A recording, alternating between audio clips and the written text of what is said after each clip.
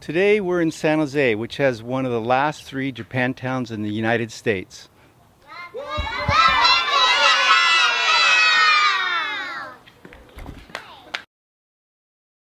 We're sitting with Lynn Santos. She's the director of Lotus Preschool.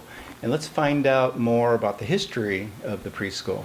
Lotus opened July of 1986 here at the San Jose Buddhist Church, Betsuing.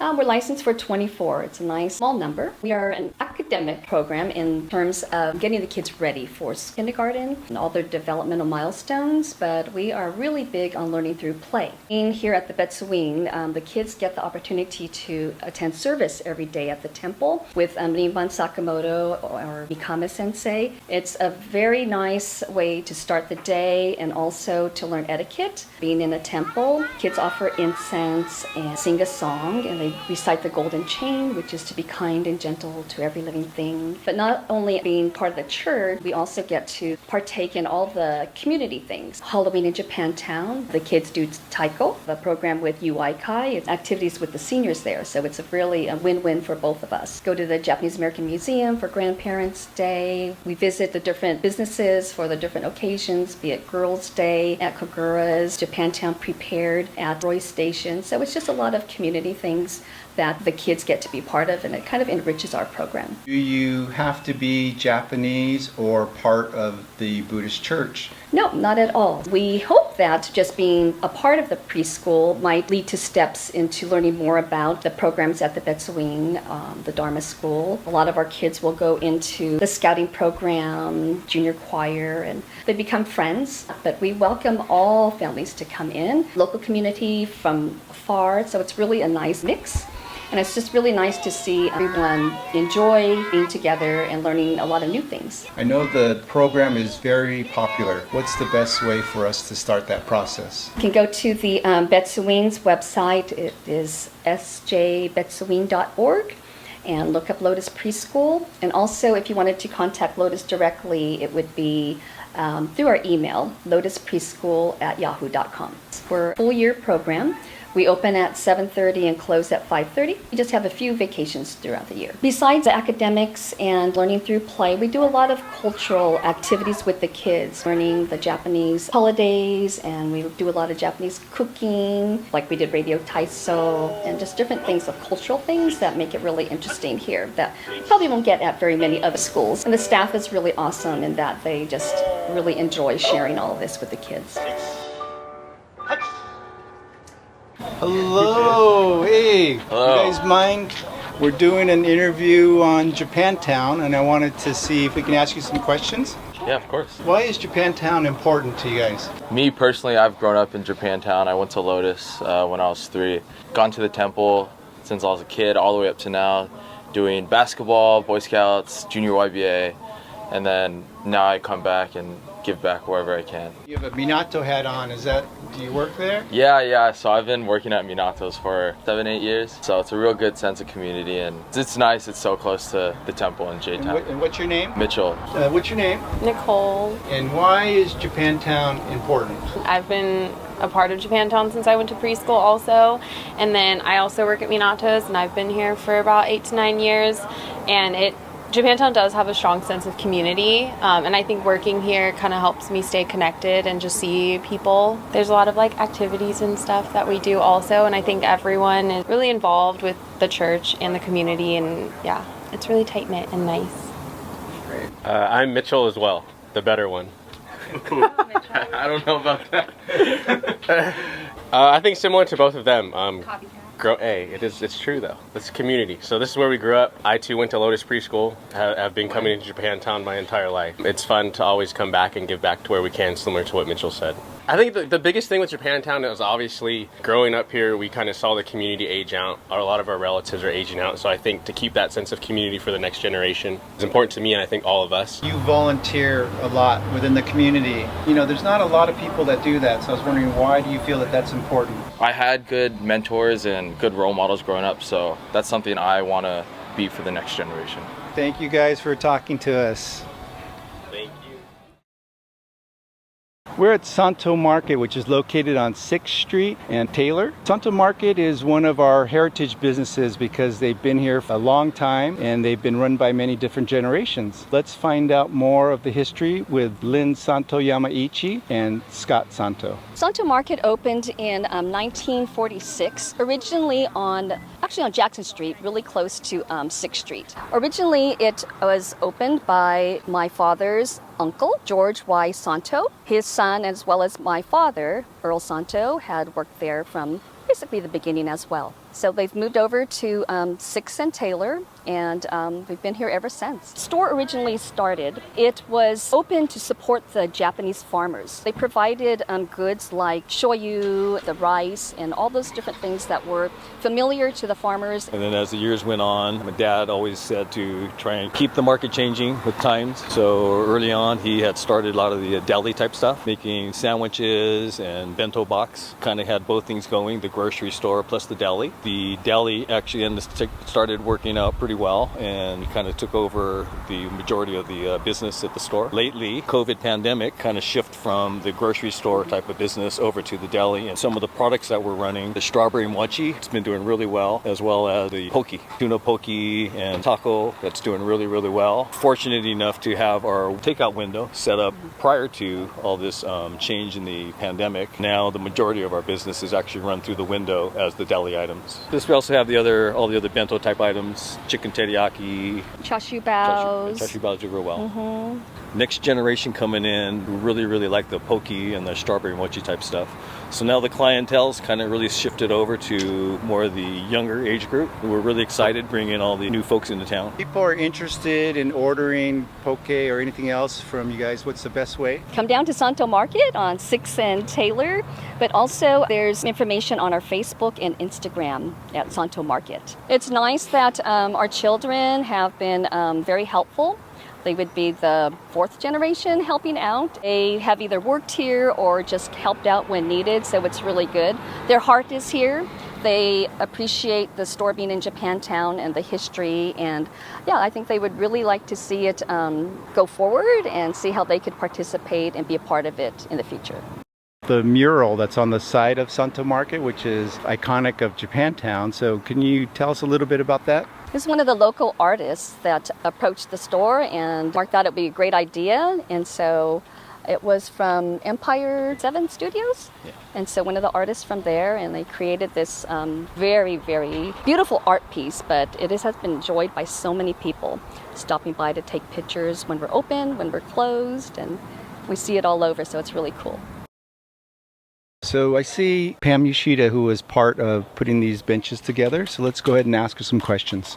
I was wondering if you could tell us more about these benches and how they came to be. They are a result of SB 307. Benches are historical markers, significant restaurants or businesses, activities like sumo and baseball and movies at Okita Hall. A lot of the activities that occurred in San Jose Japantown at one time. The benches would act as a place for people to just congregate. I noticed there were a bunch of kids that were cleaning the benches. Cub Scouts and Girl Scouts in San Jose Betsuine clean the benches twice a year. And this little brochure will show you the locations of the granite benches as well as the ikoinoba, and there's a little explanation about the landmarks on the corner of 5th and Jackson also. Right now we're standing in front of the ikoinoba that are located next to Lotus Preschool. Okay, well this is one of 5 ikoinoba. They have a little bit more symbolism connected to them. And the theme of this one is Matsuri, or festival, and family. Tiles were created by Lotus Preschool children. You can see themes like taiko and things that have to do with obon and family. There are 3 poles for flying kois, and so the children like to climb on the blocks, on their way to and from Lotus Preschool and the temple. There are 4 other ikoinobas, and across the street at San Jose Buddhist Church is a ikoinoba composed of 3 large stones, and it symbolizes heritage, from Japan. The other ikonoba, there's one at Wesley United Methodist Church, which is two semicircles that were from a single redwood tree, and that one represents unity. The third one is at Japanese American Museum, and those are inverted buckets to represent agriculture. Fourth one is at Issei Memorial Building, and it represents social justice. 5 or 6 benches with the incarceration camps engraved onto them. Japantown has a lot of these cool boutique type stores, and one of them is Headliners. Let's go inside and talk to the owner. This is Mai New, and he is the owner of Headliners. Hi, how's it going? Can you tell us a little bit more about the history of your store? We started off in 2011 as a hat store, and over the years we kind of morphed into its own brand and thing. And we don't carry as many hats anymore, but we do carry like more of our own branded stuff nowadays. Based the whole image around like Headliners newspaper. The mascot is a paper boy, which, you know, not even part of today's society, but it's kind of cool and a throwback. Yeah. And we now produce all of the official San Jose merchandise. We do have hoodies and a shirt, and we will be having other things. What are some of the more popular products? Our own San Jose merchandise stuff and our hats. We take a lot of pride in our product and hats, and a lot of them don't last very long when we put them out. So we opened up our business in Japantown because we have friends that started opening business here. We also love the community here. You've become involved a lot in the community by being on some of the board of directors and also presenting some of the festivals that we've had in Japantown. We just want to do our part in being part of the community. And yes, I was asked to be part of some of the festivals. It's pretty fun, exciting. I also do a car show in the neighborhood. We started off doing Shukai, which was like an import tuner car show, was to fill a void that one of the festivals we didn't have anymore, and that was the quickest thing we can come up with that we're capable of doing for the neighborhood to draw attention to the neighborhood. Our last event we did was a lowrider base event. That was a couple weeks ago, and that was a great turnout. Because of the pandemic, that was one of the blessings in disguise that came out of the pandemic. People actually cared more about our website, and now I would say almost 40% of our business is online. Website name is sjheadliners.com. Our IG handle is Headliners, and our Twitter is SJ Headliners. If the lights are on, we're usually inside. Right now we're standing in front of Nichibei Busan, and they are one of our heritage businesses. Now let's see if we can get some more information about the history. The owner, Arlene Damron, tell us a little bit about the history of Nichibei. My father's father started Nichibei Busan, the original one, 1902 in San Francisco. The family was in camp from 42 to 45. Dad was able to reopen the San Francisco store when we returned. Oldest brother died in a routine tonsil operation. Too painful to stay there, so we moved here. And my uncle, coming out of serving the U.S. Army, he took over the San Francisco store. Well, originally, when we moved here, we had Pendleton shirts, Cannon sheets and towels, Levi's, Dickies work pants, Maidenform bras and panties, jockey underwear. And now we have kimonos, martial arts supplies, stones, Japanese fabrics, books on Japan, different artifacts, because we also been accepting consignments from people. So you never know what you are going to find here. I think unique is our favorite word. Nichibei Busan carries clothing and accessories for the Obon Festival. Arlene, can you show us some of the things that you carry? We have happy coats, adults, children, kimonos for children, kimonos for adults. These are not necessarily the yukatas. We have those on the other side. The pre-tied obis, those are the easy ones. You just wrap them around and this clips right into the back. So, uchiwa, these are the flat pins like this. And this one is a vintage one, actually. Tenugui, these are for the towel dance. There's two fans. Uchiwa is the round, lollipop-looking one.